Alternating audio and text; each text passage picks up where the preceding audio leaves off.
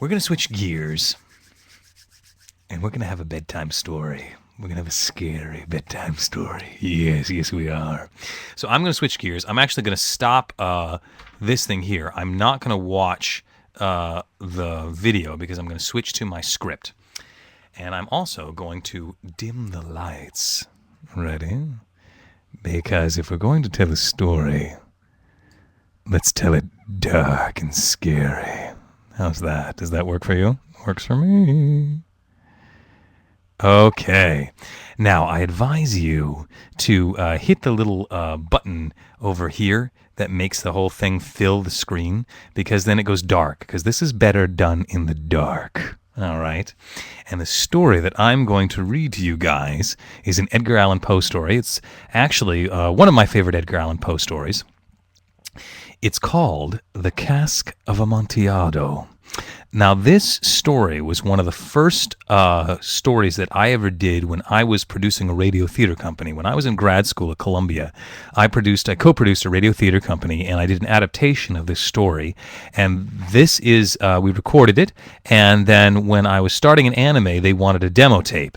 And all I had was Cask of Amontillado. So I sent them a cassette tape of me doing the Cask of Amontillado, and for whatever reason they thought I could act, and so they called me in to audition for Slayer. So this is the story that sort of got me started in voice acting, and I thought, it being almost Halloween, that it would be a good thing to share with you guys. So when we first did it, it was me and another actor, but I'm going to do it just by myself. And I can't do all the sound cues that we did in the original, all the sound effects and footsteps and everything else. But I do have the music, and so I thought I would play the music for you and do it that way. So let me start with a little starting music here. All right, are we ready? Is everyone ready? Checking the chat room. Is everyone ready? Yes, here we go. I present to you Edgar Allan Poe's The Cask of Amontillado. Oops, wrong track. Here we go.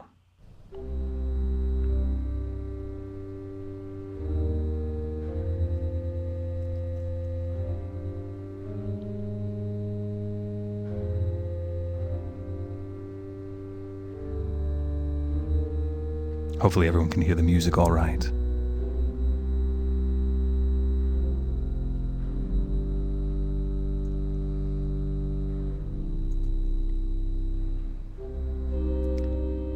The 1,000 injuries of Fortunato I had borne as best I could.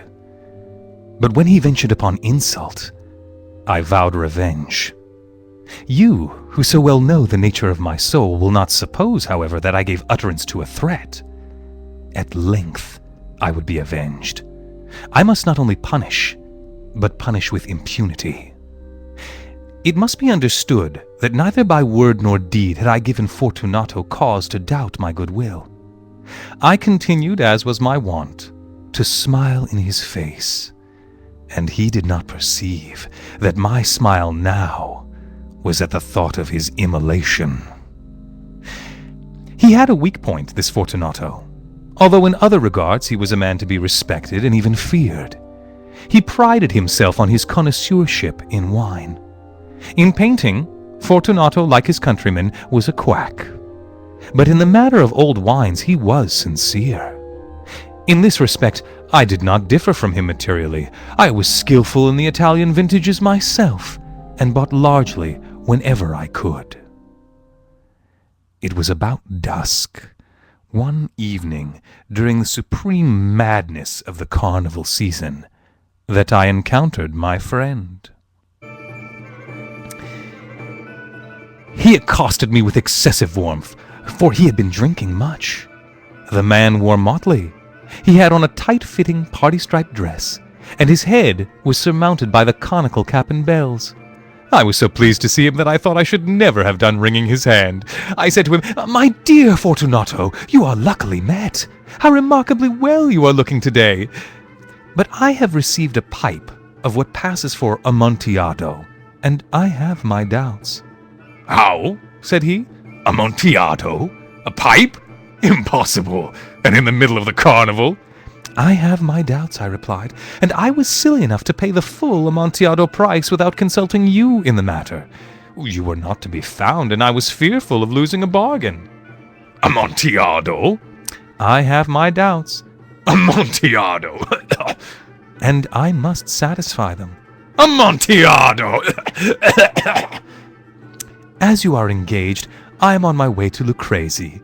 If anyone has a critical turn, it is he. He will tell me... Lucrezi cannot tell Amontillado from sherry. And yet some fools will have it that his taste is a match for your own. Come, let us go. Whither? To your vaults. My friend, no. I will not impose on your good nature. I perceive you have an engagement. Lucrezi... I have no engagement. Come. My friend, no. It is not the engagement, but the severe cold with which I perceive you are afflicted. The vaults are insufferably damp. They are encrusted with nitre. Let us go, nevertheless. The cold is mere nothing. Amontillado, you have been imposed upon. And as for Lucrezi, he cannot distinguish sherry from Amontillado. Thus speaking, Fortunato possessed himself of my arm. Putting on a mask of black silk and drawing a cloak closely around my person, I suffered him to hurry me to my palazzo. There were no attendants at home. They had absconded to make merry in honor of the time. I had told them I should not return until the morning, and had given them explicit orders not to stir from the house. These orders were sufficient, I well knew, to ensure their immediate disappearance, one and all, as soon as my back was turned. I took from their sconces 2 torches, and giving one to Fortunato, bowed him through several suites of rooms to the archway that led into the vaults. I passed down a long and winding staircase, requesting him to be cautious as he followed. We came at length to the foot of the descent, and stood together on the damp ground of the catacombs of the Montresors. The gait of my friend was unsteady, and the bells upon his cap jingled as he strode. The pipe, said he. It is farther on, said I. But observe the white webwork that gleams from these cavern walls. He turned towards me, and looked into my eyes with 2 filmy orbs that distilled the rheum of intoxication. Nitre? He asked at length. Nitre, I replied. How long have you had that cough?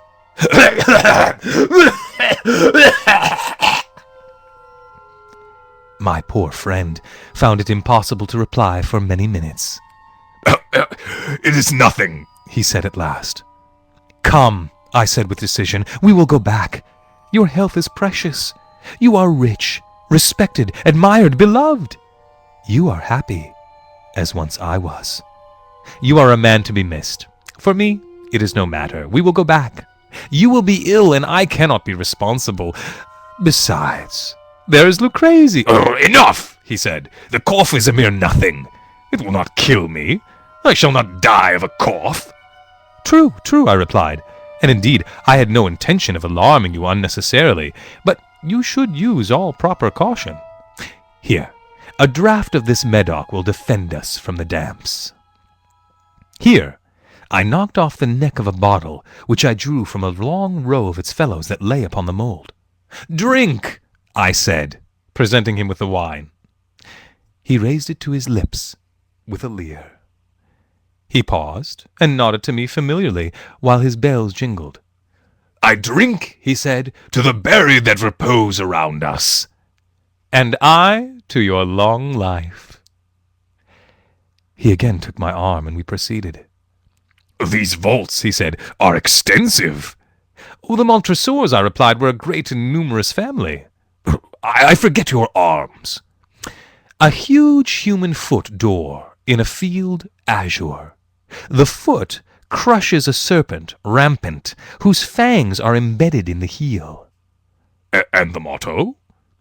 Nemo me impune lacessit. No one attacks me without reprisal. Good, he said.